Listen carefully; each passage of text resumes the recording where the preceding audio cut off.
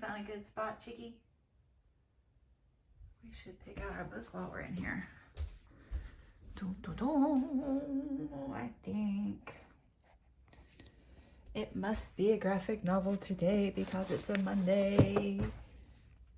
And we want to continue to be successful.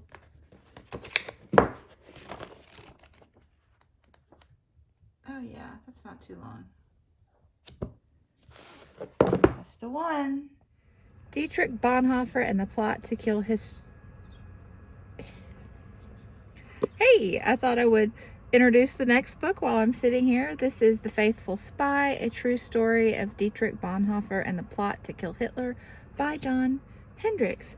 And here is the summary, the plot summary. I think it's really well written. And I think that I'm going to try to... I have 3 schools, so I teach in a tiny town, and I teach at the elementary, middle, and high school there. So I think I will try to have a little bit to share from the book at each school. That'll be my goal today, and that'll get just, you know, even if it's just a couple pages at each school. Stay tuned. Sun's looking pretty. Good morning. Off to work. So pretty.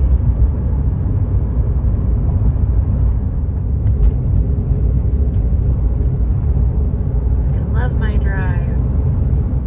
Lunchtime. So hungry. Okay, here we go. The beginning for me of life. Wait. Oh.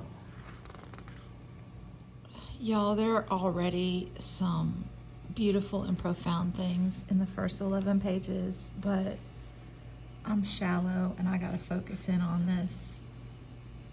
Twins, born in 1906, and then baby sister, also born in 1906. Paula, bless your heart. Here I am. Now let's flip the camera. Here I am. So I only got 1 page read in the middle school, but on the way to the high school, I took a minute and finished part 1. So I'm about to start part 2. A young German in Harlem. Yes. So this book combines so many things that I really love about literature, nonfiction, I should say. I don't really like reading philosophy, Britta, but I love reading it in the context of history and religion and politics, and this is all of that. Oh, so good.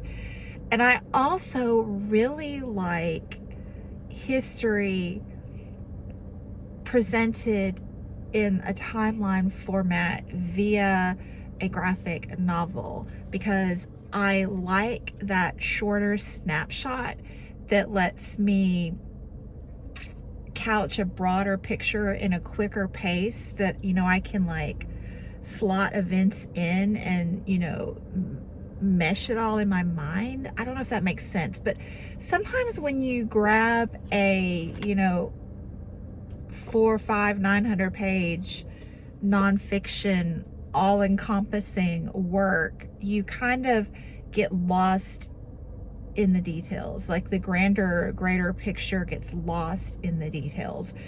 But if you look at that same broad chunk of history in a graphic novel, it's like a more rapid fire pace, and it all makes sense in your mind. And then you can go back and read some of the details in a more focused way. That's my favorite way to absorb history. And hopefully I'll talk about that soon when I finish, my Cuban project. I'm almost there, but this is great. So we've looked at, Bonhoeffer's, he's a prominent religious figure in the Protestant movement, very prominent figure. So the first chapter just covers his childhood, and it was very turbulent. He had a really solid family starting, a family of intellectuals, mom, dad, 8 children, all intellectuals, so very stimulating. But his early years were against the backdrop of World War I, and one of his older brothers was killed, and it really shook his faith. And so you get his formative years with this great, complex philosophical thought about God and man and conflict and community. He's of the Lutheran faith, but he goes to Rome to kind of get an idea with the Catholic Church and comes out with this concept of community and becomes kind of a revolutionary in the faith. So I'm really excited to read the rest of this today. I'm enjoying it tremendously, but I got a jet now. I honestly don't think I'm man enough to eat all this one in one sitting. It's gonna be loaded. My baby's taking naps. Oh yes. Is it taking little naps? So guy. So cute.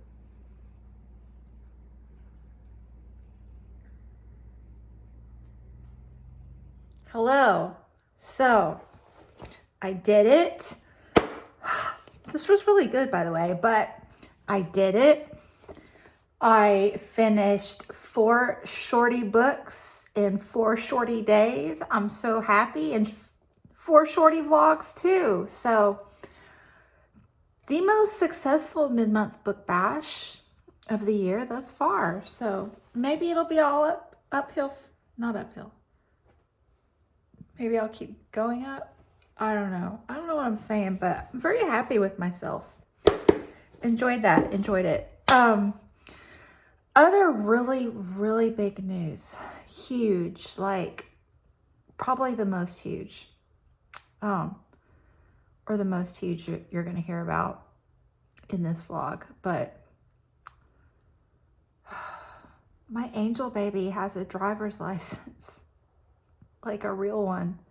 Well, a sort of real one. Every state's different, but he can drive by himself now, which he's doing. Am I traumatized? Yes, I am. But he texted me when he got to the gym, and as he said, he's driven to the gym with me 1,000,000 times, which is true. I mean, in the world of hyperbole, I would agree. And he even sent me a picture. He knows me.